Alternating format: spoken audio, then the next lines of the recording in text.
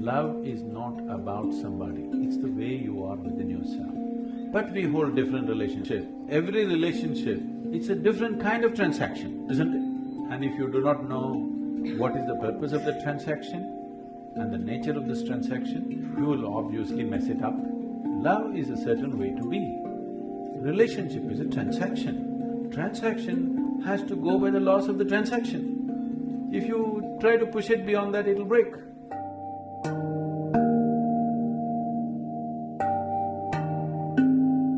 I've got two questions, sir. Love is categorized into various types, like maternal love, paternal love, love between siblings, between spouse, between man and woman. I want to know whether there is any correlation between sex, love and meditation. That is the first question. Second is Shiv and Shakti.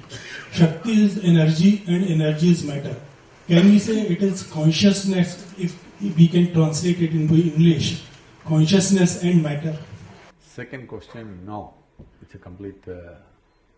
there's too much of wrong depiction happening.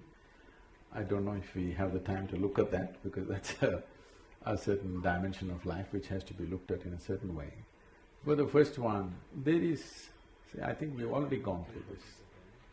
See, love is not about somebody, please understand. A relationship is about somebody. We hold different relationships with different kinds of people, isn't it? Depending upon what is the nature of activity we are in. Now, your child comes here, out of your love, you grab him and put him on your lap. Your neighbor comes, please don't do that. But can you love your neighbor equally like this, without grabbing him? Yes or no? So, your mother comes, you go and do this and express your love. Your dog comes, boo boo boo boo boo, you do. Can you love your dog as much as your mother? I'm asking you. Oh, dog and mother, he's comparing. Stupid nonsense, tell me, when you're really feeling wonderful about your dog, is it any less than anything or any more than anything? Huh? Love is not about somebody, it's the way you are within yourself. But we hold different relationships. Our relationship with the dog is one way, with our mother another way, with our child another way, with a friend another way, with a working relationship it's another way. Relationships are transactions. Transactions have to be managed sensibly. You can't hold same transaction with everybody, polygamy. Why am I being made the poster? Not you, not you, it's a concept. It's a concept. You're not the only one who's aspiring for that. So it's a conceptually, it is just that. Every relationship, it's a different kind of transaction, isn't it? And if you do not know what is the purpose of the transaction and the nature of this transaction, you will obviously mess it up. You'll obviously mess it up, it doesn't matter how close they are to you, you will see it'll got… many number of people it's happened, people who thought they're one and they'll never get separated are in horrible, hateful situations between them, not because of anything else, not because they're bad people, not because something else, just that you do not understand the limitations, you mistake action and the way to be. Love is a certain way to be. Relationship is a transaction. Transaction has to go by the laws of the transaction. If you try to push it beyond that, it'll break. But how you feel within yourself, nobody has any business with it. Nobody should be able to do anything about it. You feel wonderful within yourself, in your thought, in your emotion, in your body, in your energies. This is the way you should be. If you're feeling sweet in your emotion, you're loving towards everything that you set your eyes upon. But the transaction is different. How I am, how I transact with somebody, I cannot transact with you just like that, isn't it? But I don't have to feel any different, because this is the way I've decided to be within myself. So you need to have this understanding, what is being, what is doing. If this distinction is not there, then you'll mix it up and you think this is that is this. I love you is a fake statement. I'm in love, all right. I can't love you, it's not possible. I can transact with you, in a certain way. But I'm loving. Because I'm loving, the transaction also has that quality. If I'm not loving, the transaction will not have that quality, isn't it? Sir, my question was correlation between sex, love and meditation. Is there any correlation with meditation? Is there any correlation between sex, love and meditation? I thought we separated sex and love sufficiently. Sexuality means… I'm not trying to make a moral judgment on it, I have no such thing about it. It is just that your intelligence has been hijacked by your hormones.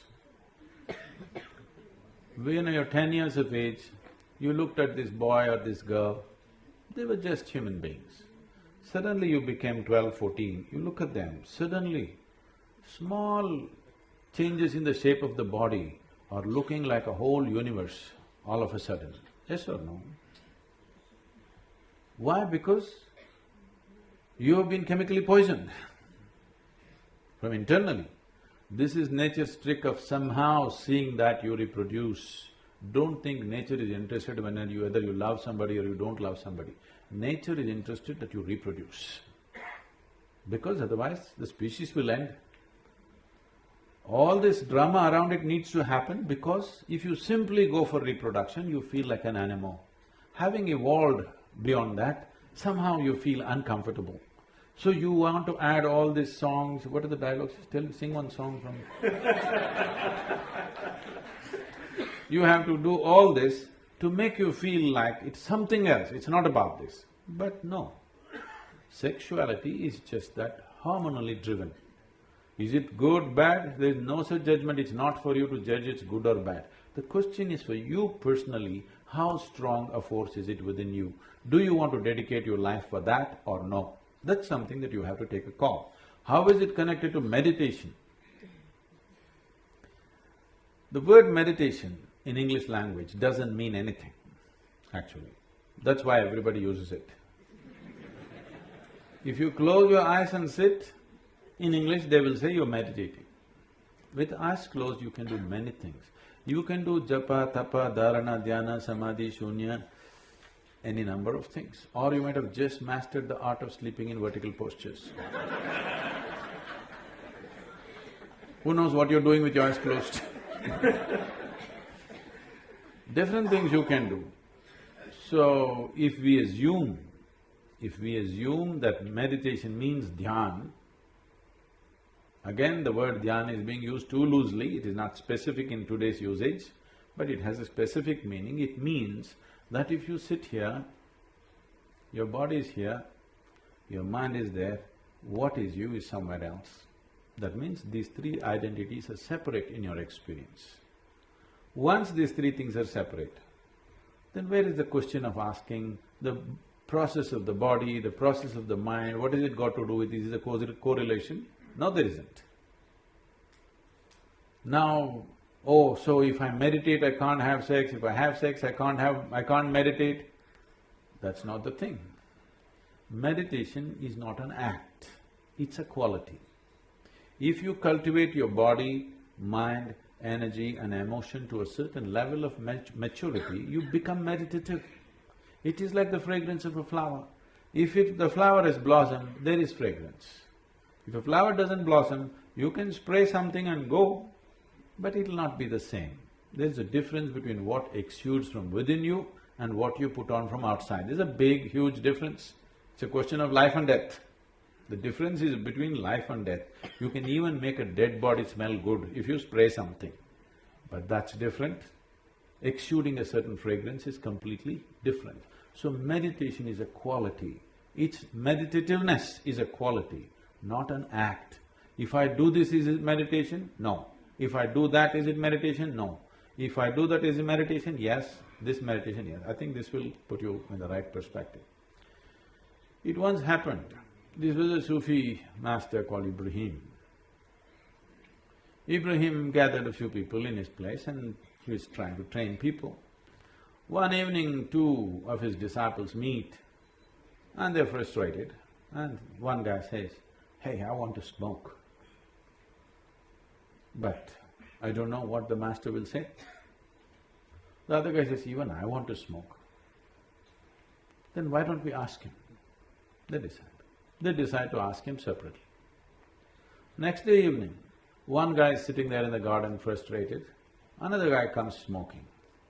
He said, "Hey, you're smoking? Master told me not to smoke and you're smoking." That guy asked, "What did you ask the master?" He said, "I asked him, can I smoke when I'm meditating?" He said, "No." "Ah, that's your problem. I asked him, can I meditate when I'm smoking?" He said, "Yes."